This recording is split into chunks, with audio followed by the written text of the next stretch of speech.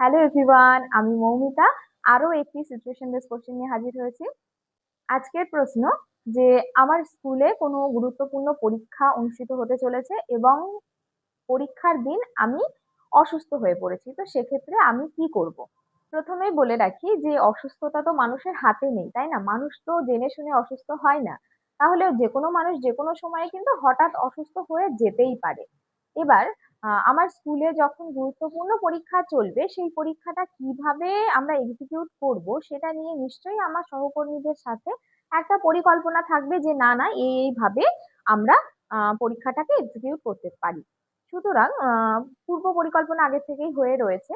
এবার আমি যদি পরীক্ষার আগের দিন হঠাৎই অসুস্থ হয়ে যাই, তাহলে প্রথম কাজ, আমার স্কুলে যখন গুরুত্বপূর্ণ পরীক্ষা, তাহলে আমি মেডিসিনের সাহায্য নেব এবং মেডিসিন নিয়ে আমি স্কুলে যাওয়ার চেষ্টা করব। তার কারণ গুরুত্বপূর্ণ পরীক্ষার দিন কিন্তু অনেক দায়িত্ব থাকে, সবারই অনেক দায়িত্ব থাকে। সুতরাং আমি চেষ্টা করব যে মেডিসিন নিয়ে কোন রকম ভাবে স্কুলে আসা যায় কিনা। যদি আমি গুরুতর অসুস্থ হই, যে কোনো রকম ভাবে মেডিসিন সাপোর্ট নিয়েও আমি স্কুলে যেতে পারবো না, তাহলে আমি যাব না, কারণ সেটা তো আমি পারবো না, তাই না? আমার শরীরটা তো অসুস্থ। তখন আমি কি করব? তখন কিন্তু আমি সাহায্য নেব। কাদের সাহায্য নেব? আমার সহকর্মীদের সাহায্য নেব। যে আমার দায়িত্বটা পরীক্ষায় কি কি আছে, আমার সহকর্মীদের সবার আগে বুঝিয়ে দেবো যে আমার দায়িত্ব এই আছে।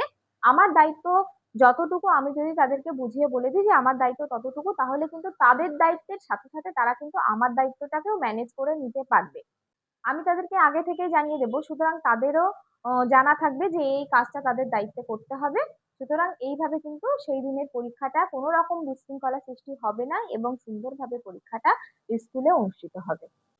আমার ভিডিওটি আপনাদের কেমন লাগলো অবশ্যই জানাবেন। টেট ইন্টারভিউ রিলেটেড আরো ভিডিও পেতে আমাকে ফলো করে রাখতে পারেন। ধন্যবাদ সবাইকে, ভালো থাকবেন, সুস্থ থাকবেন, নমস্কার।